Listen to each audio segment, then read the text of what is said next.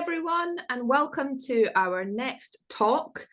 I am delighted to welcome Jonas Hällström. Jonas is the chairman of the Royal Philatelic Society London Publications Committee. Jonas also acts on the council for the Royal. Many of you may also know Jonas as the managing director of the Global Philatelic Network. So we're delighted to have Jonas here. He signed the role of Distinguished Philatelist in 2016. In 2019, many of you again will know that he organised the Stockholmia FIP exhibition. In 2020, Jonas was awarded the FIPM Medal for service to philately, and he has published many publications himself and gained a large gold in thematic philately. So he has some insights today on publications, and I will hand over, and we look forward to the presentation. Thank you, Jonas.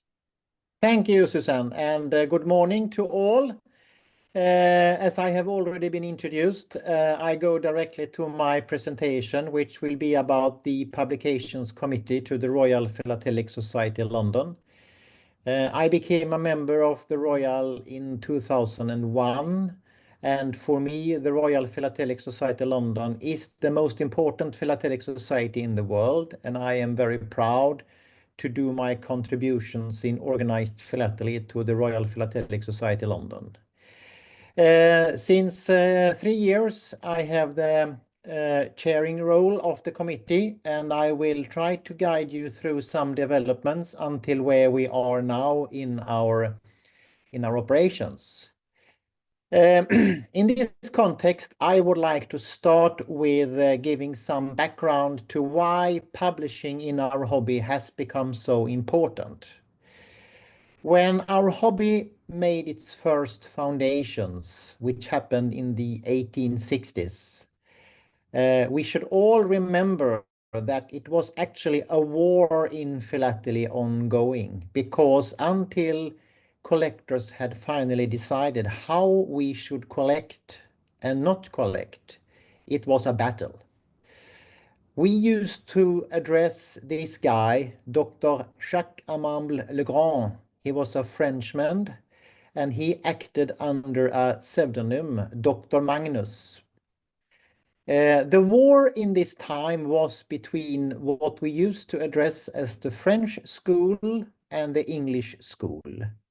In France, Dr. Magnus, he had made the first advances, producing articles about philately in its more advanced form. He studied the watermarks, he studied the stamps by perforation and paper, and of course also shades, printing, and not least also how they should be collected and stored, stamp albums.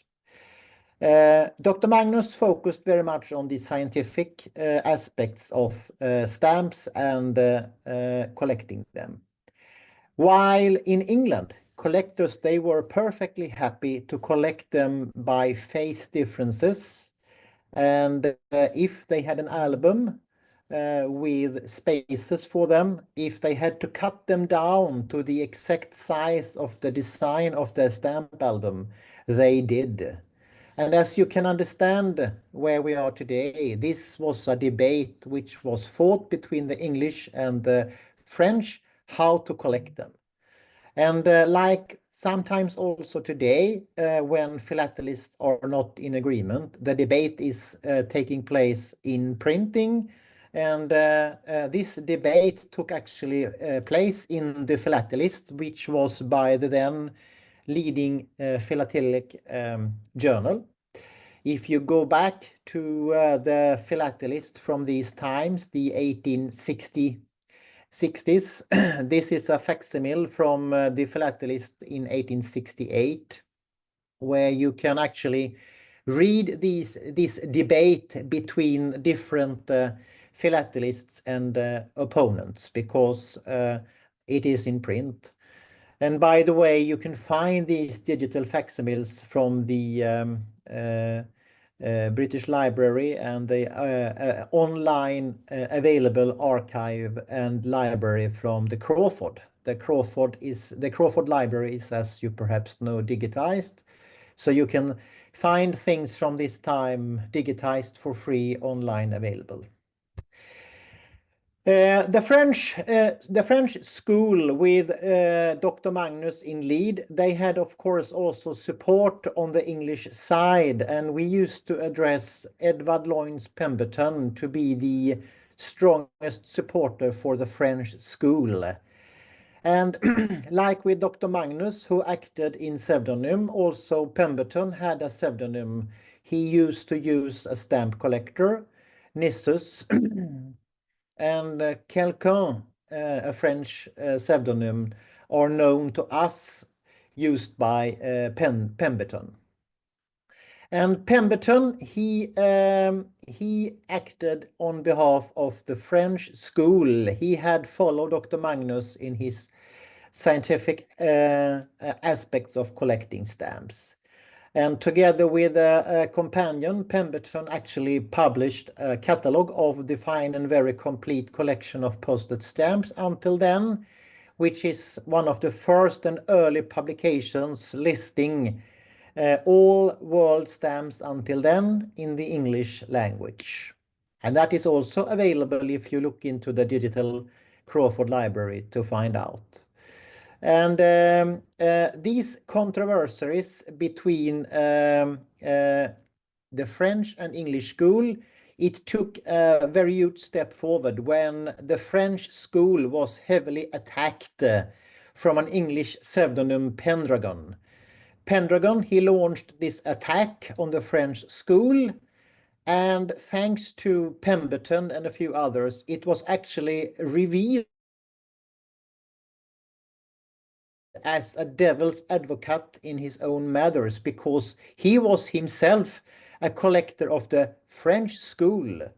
But trying to make an attack on that, he tried, of course, to protect his own interest. I mean, he collected following the French school, and it was more easy if he had less concurrence in acquiring stamps if he acted as an advocate, devil's advocate in these matters. Pendragon was actually found out to be J.H. Greenstreet, a collector following the French school, as I explained. And this was thanks to Pemberton's reveal of Pendragon. So this fights in the early 1860s, and the fact that this debate, this fighting was published, is an important proof and example on how we later still think publishing is very important for our hobby. The Royal Philatelic Society London took its first steps in the 1868-1869 when it was agreed among a small group of collectors who regularly met to promote their collecting, to found the Philatelic Society of London. And it was established on the 10th of April 1869 and is today the longest existing philatelic society in the world. At the time contemporary with the founding of the Philatelic Society London, it was also founded societies in Paris and in New York, but it was societies which did not remain continuously. So they were interrupted and then started again later, of course. But the Philatelic Society London was founded 1869 and is still very much alive and has been so now for 155 years this year. As you can see on the facsimile to the right here, one of the rules established for the society already from the beginning, actually the second rule, and I will come back to that later, is actually to facilitate and spread the knowledge of philately. It means that it was said from the beginning when the society was founded that spreading and facilitating knowledge about philately is important, and this is where we act on still today. When the first meetings of the society took place, it was already from the beginning always a meeting point to read a paper about a philatelic subject. And already at the first annual general meeting held on the 29th of May 1869, both the president and the honorary secretary from the time, they both held a paper, read a paper to the attendees of the meeting. And Sir Daniel Cooper, the president, his subject was the earliest Sydney view stamps, and the honorary secretary, his paper was about the Russian local stamps. And in combination with reading the paper, also to publish the papers read in front of the meeting became important from the very start.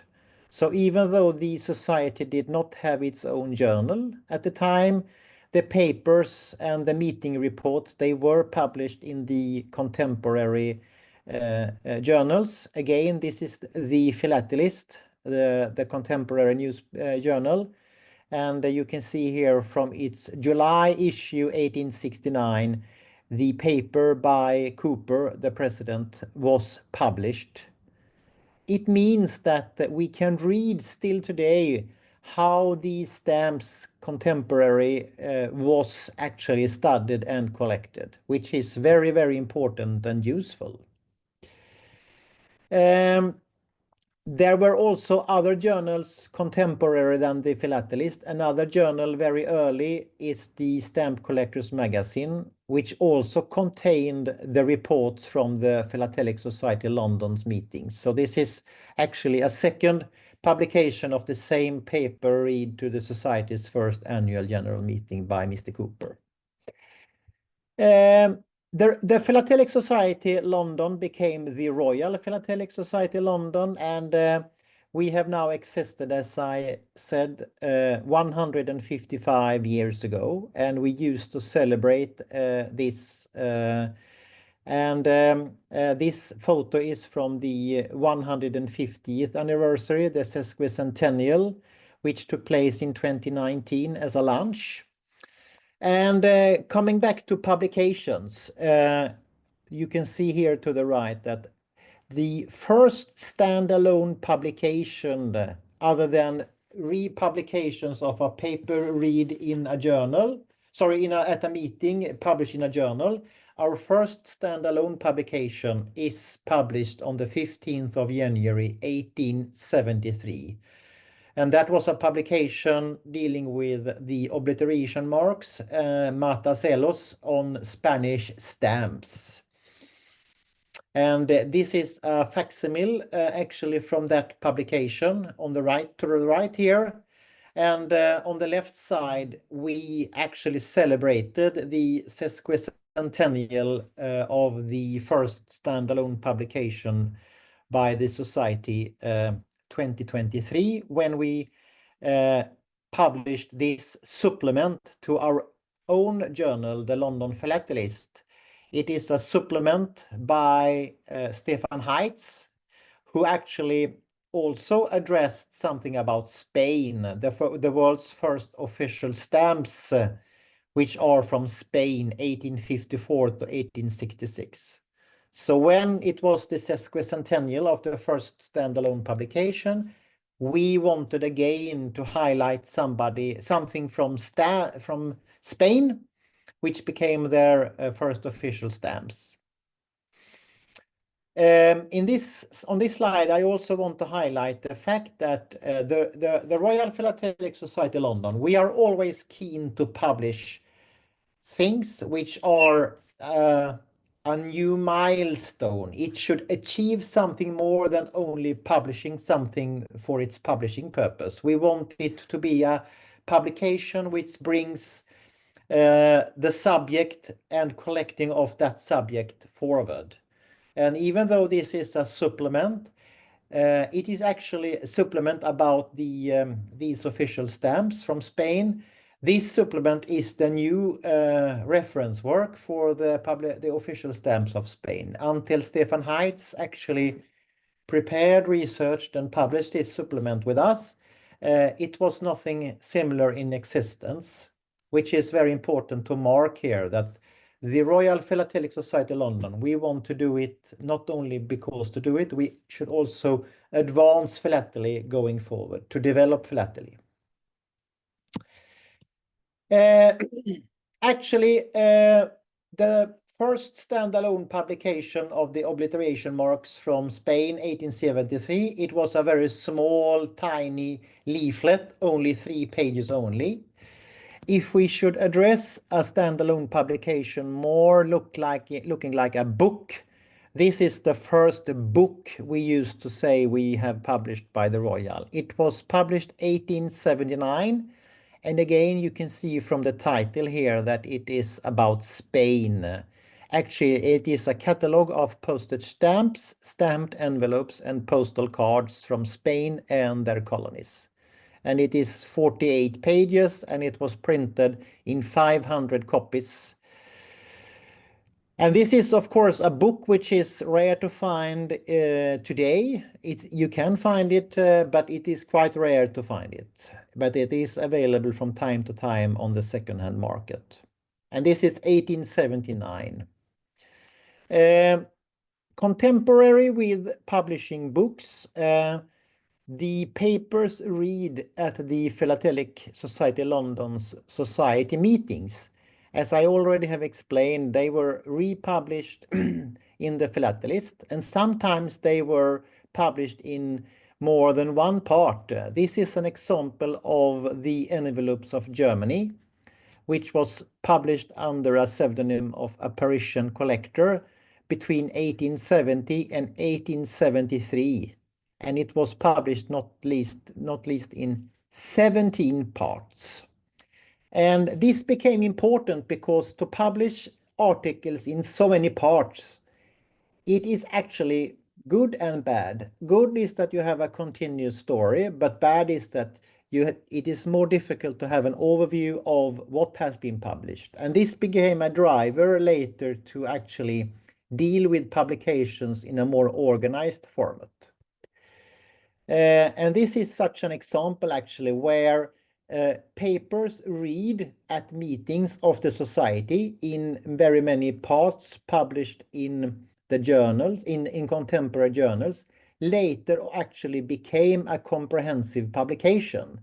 So the first book we published with all these part published articles in journals is this book from 1878-79, The Postage and Telegraph Stamps of Great Britain by Frederick Philbrick and William Westoby. And this became a kick-off for similar publications later, where we compiled what had been published separately elsewhere. Elsewhere means other journals, to a monograph, a book, to have a better organization structure on what had been published already. Some of the images you see in my presentation are taken from actually something else we have published by the Royal Philatelic Society London. When we celebrated the Society's sesquicentennial in Stockholm 2019, we actually published also 2 volumes which highlighted the history of the Society.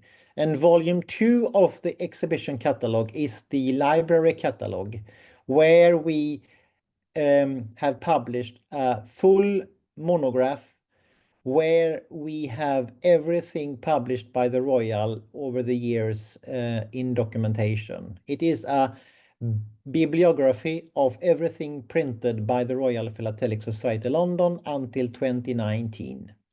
I know that we have made some amendments later, which have been found out thanks to the publication of this library catalogue. So in a future release, we can update with some new findings thereafter. But if you want to have an overview of what the Royal Philatelic Society London has published over the years, the library catalogue from Stockholmia 2019 is the reference work for that. And again, I want to highlight that already since the foundation of the society, to spread the knowledge of philately is one of the rules of the Society's inauguration. It is something we have promised and said from the beginning that we should do, and which is important for us. And in the 1890s, following, as you understand now, almost 20 years of publishing externally in other journals, the papers read at our meetings, and already have started the publication of our own books since 1878, it became necessary to organize publishing in a more structural format. Actually, when a very prominent member of the society in Australia, Bassett Hull, he prepared in Australia where he lived his work on Tasmania, and the distance to London from Australia is, as we know, very long. So to manage and organize the publication of Hull's book in England, we had to organize a committee to deal with that, and that committee became Edward Denny Bacon and Marcellus Purnell Castle. They both took the first initiative to form what we now know as the Publications Committee of the Royal. It was in fact founded in September 1890 by these two gentlemen. And the book about Tasmania by Hull became the driver to do this committee as an organizational format and structure for publishing books. This means that we have now operated almost 125 years, and we have had a committee with quite many prominent members and stakeholders over the time, and some of them still are very active. David Beach, for example, is still active in the committee as a very competent and experienced member of Publications.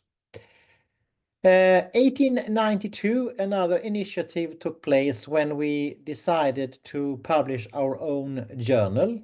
Until then, you have to read very much of what we did in the Philatelist or the Stamp Collectors Magazine.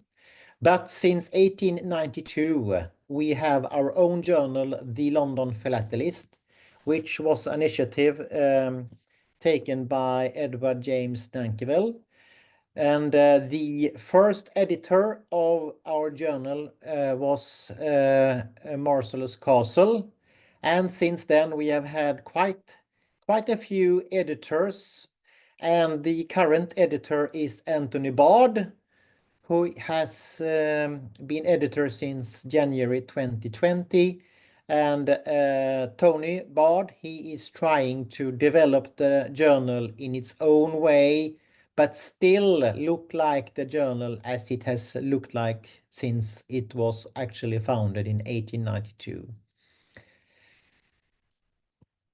The Publications Committee of today, we consists of 15 people. I myself, I am the chairman, and Ari Moonen from Finland is the secretary to the committee, and Anthony Bard, the editor of the London Philatelist.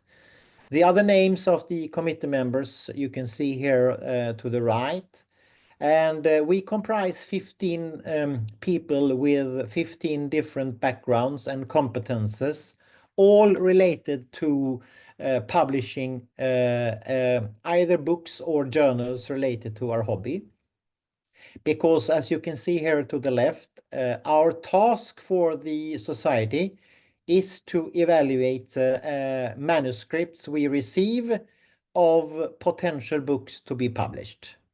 And the members, they should reflect different backgrounds to assess and peer review these submitted manuscripts so we can decide if we should offer a publishing contract, publishing agreement or not. This implies that if you are a potential author and want to publish something with us and the Royal Philatelic Society London, you are invited to do so, and you can contact us and we will peer review your work and discuss with you a potential publication with the Royal. We are responsible to determine whether the content is appropriate or not, if it is ready to be printed or not, or if it is actually following the policies we are now adapting to, and I will get back to the policies at the end of my presentation. We have communication frequently, and we meet physically 4 times a year, either at a physical meeting in London or through Zoom digitally, where we can connect everybody wherever they live. Because I think it is important that our committee reflects the population of the society internationally.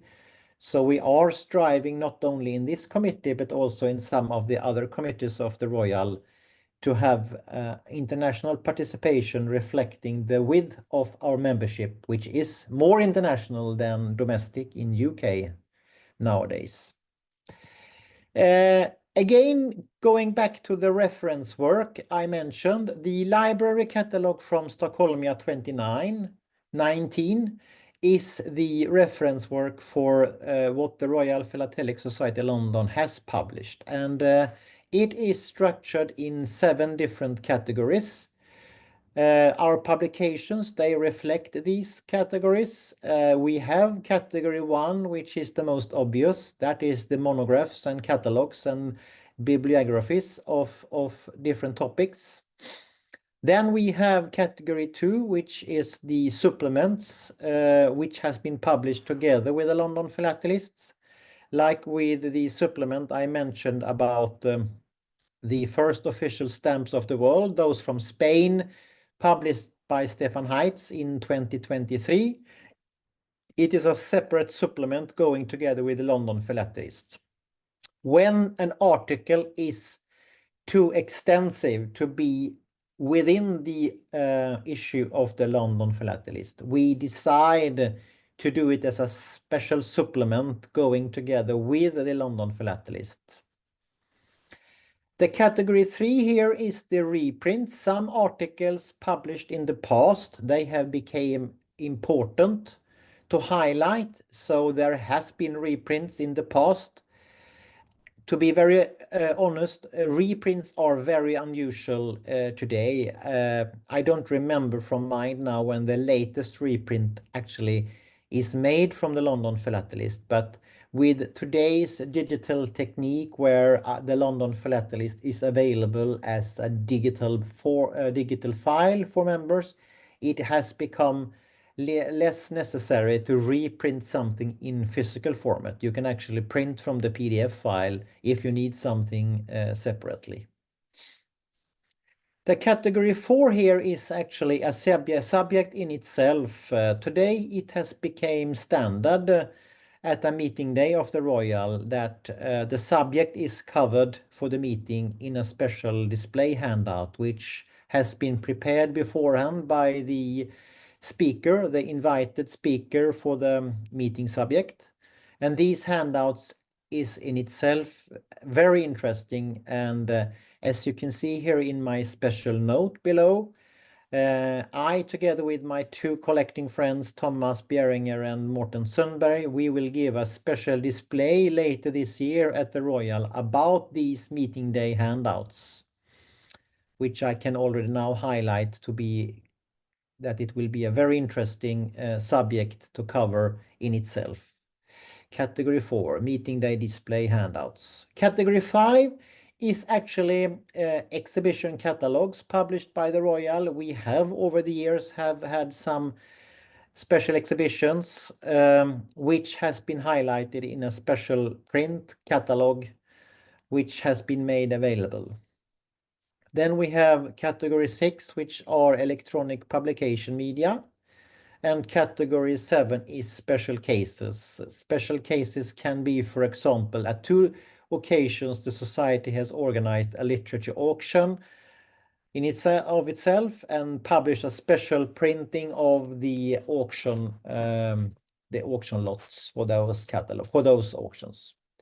So the reference work is divided in 7 categories, and the work itself is the library catalog from Stockholm 2019, the best reference work of what we have published over the years. Looking in retrospective, all these works published by the Society, they have been presented in different styles and formats, and the early monographs, they were published as perfectly bound, soft bound, and many people by the time they bound them individually, independently from the Society. In the beginning, the books by the Society were not bound in a special bounding. So the early monographs, they can look like on this slide. Later on along the time, we have tried to have a uniform house style of binding occasionally. It was a period in the 1970s where we tried to do the style like this. So you can see some symmetries in the style and design, and shifted different colors only. And occasionally this has been working well, and occasionally it has been less important for the Society. Today we try to have a house style when we bind the books. I will get back to that. If we look in retrospective, the most difficult publication to get is this one. This relates to the fact that it is a book about the large Hermes heads of Greece, 1861 to 1886, by the author Matthäus Constantin Matthäus. And it proved after publication that the book had quite a few problems related to items which proved to be not genuine. And also the cover on the front of the book is actually a cover which proved to be problematic. So the book had been released, and after a short while, the edition was withdrawn, and actually a decision was made to destroy the edition. Though about 40 books had been sold, and they are of course existing on the market. But some of us, we collect the books published by the Royal, and it can be perceived that only the the early books are difficult to find. But to be very honest, this is among the most difficult to get, because the edition was withdrawn and only a few had been slipped through before it was withdrawn. One of the two most recent publications. This is the second most recent publication. It is a book about the revenue and telegraph stamps of Nicaragua by the author Clayton Rubeck. And this is also an example on where we have made a trial to print digitally. This is the first book we have printed digitally. Until this book, all books have been printed lithograph by Pardy, actually. Pardy is the printer we use in England since hundreds years back, and still use for our house publishing. And realities has forced us to look into alternative printing formats, as letterpress printing has increased in price. So we made a trial to print digitally, which means that we can print lower editions. We can print basically on demand. 1 book, 10 books, 25 books. The price is more or less the same, as the edition is so small. We have now printed this book in a small edition, and it is available on sale, and it is our first digital printing. We will now assess the quality of the result and compare with what the alternatives are, remaining printed digitally, or if we should preserve our quality standard to remain publishing letterpress offset. The most recent publication, which actually arrived to the office only a few weeks ago and is now available to buy, is this book by Alan Huggins, a Nestor in British philately. And this is his latest publication about the Great Britain postal stationery with security and advertising colors. Postal stationery is Mr. Huggins. And this book is printed letterpress with Pardy, and it is a very, very nice and beautiful book. Talking about editions generally, when the Royal Philatelic Society London today print books, we print books in a standard edition of 100 books. A standard edition is 100 books, a small edition is 100 books only, and a large edition today is 250 books. And it is only once the last 5 years we have printed a book in 250, which is Jamie Goff's book about the UPU and postal cards development, following the UPU development on them.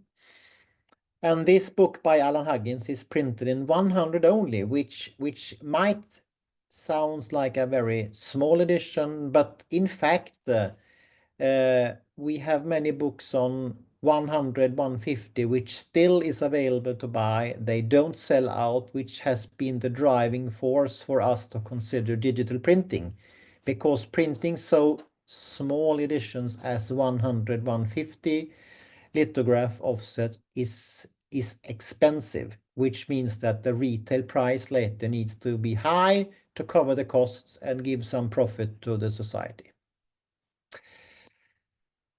Crawford and Tapling, 2 medals. As you possibly are aware of, the society yearly award 2 medals related to publishing activities. The Tapling medal to the right here is every year awarded to the best article published in the London Philatelist, our society journal. So every year, one author of an article is awarded the Tapling Medal for the best article contribution to the journal. To the right here, we have Mr. Crawford. Mr. Crawford, he was possibly the most famous literature collector, philatelic literature collector of all times related to philately and our hobby. And his medal is given yearly by the committee since 1920 for the best monograph published about philately and related topics. And the Crawford Medal is regarded among scientists in philately to be the finest recognition for a philatelic book monograph, and has been awarded, like I said, since 1920. So the society has 2 medals related to publishing and publishing activities. One for the best monograph, the Crawford Medal, and one for the best article in the London Philatelist, the Tapling Medal. If we look where we are currently, I have implied during my presentation that we have some challenges related to the sales of our books. I said related to discussing the editions that the sales are not as high as they were in the past. You collectors, you don't buy as many books as you did in the past. And my personal reflection together with the committee's assessment of this is that it has become desired today that everything should be available digital. If you have something, it should be available by a search online and available for free. If this is right or wrong, it can be an ongoing discussion. I prefer that we still should publish books in its physical format, and we have a policy in our society that what we print is printed physically and offered physically, and not made available digital online for everybody. A book is always a book. A physical book is always a physical book, and something which is physical and available in its physical format will remain forever, as long as you don't put it on fire or destroy it in any other way. And this is a policy we try to protect with the Royal Philatelic Society London, which means that we want to preserve the old classic way to publish books, to print them and offer them for sale. And the balance act we now need to consider is to do it digital or remain with quality printing in letterpress offset, so we can preserve also that method of printing books. Implied is the cost of these two different ways of printing, digital and letterpress. And this is now where we are. We are assessing cost versus quality, because to print books about stamps and postal history, it requires high quality in the outcome, in the result, because we are very much dependent on the quality of the images. Stamps are expected to be printed in its correct colors and shades, and that is where we currently are struggling to compare. And of course, the editions. We don't want to have books on our shelves. We want to sell the books, and we rather prefer a low edition sold out from the society than having two large editions on the shelf and only being cost consuming and space consuming for us. So the challenges we currently are struggling with is printing technology, printing methodology, and editions to manage costs related to printing and availability. We hear sometimes that the shipping costs, they have increased, and that is a fact, and that is a fact we need to live on going forward. We need to stop to complain that it has been expensive to pay for shipping. It is a fact that shipping costs, they appear, and we have also to accept that shipping things around the world, it is also an issue for customs and import charges.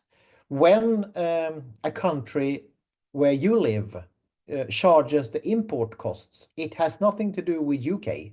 It has to do with your country. If you import something to your country charges you the import charges. It is not UK who charges the import charges to your country. So some people, they are confused who actually charges them for the import. It is your country who always charge you for import to your country.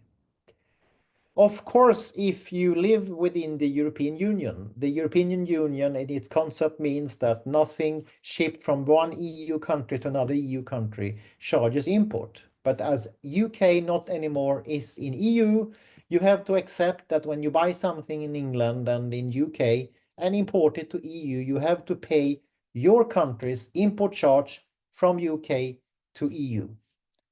So it is not UK who punish you. It is in fact your country who punish you, if I may say so, that you have to pay that you import from outside EU. Because the Royal Philatelic Society London, we remains in London, which is in United Kingdom and has always been there, and we are proud for that. That's where we have our home, and that's where we have our activities, and that's where we publish our books. And we really want to sell our books to all of you, and we want you to buy them and accept the shipping costs, and accept too that you have to pay an import charge for the import to your country. Having said that, I am the chairman of the publications committee, and this is my email address. If you consider to publish something in Philately and want to talk with us about your potential book, you are always welcome to contact me for that purpose. For the London Philatelist and publishing something in the London Philatelist, we have the editor who is independent from the committee in regard of managing the London Philatelist, and if you have something for the journal, you can send it directly to the London Philatelist and the editor to the email given on this slide. Anthony Bard is very, very supportive to wherever you live to get something from you published in the London Philatelist. And we are too for monographs and books. This concludes my presentation. Thank you for the attention, and looking forward to hear from you in either anything related to this subject or anything else related to the Royal Philatelic Society London. Thank you.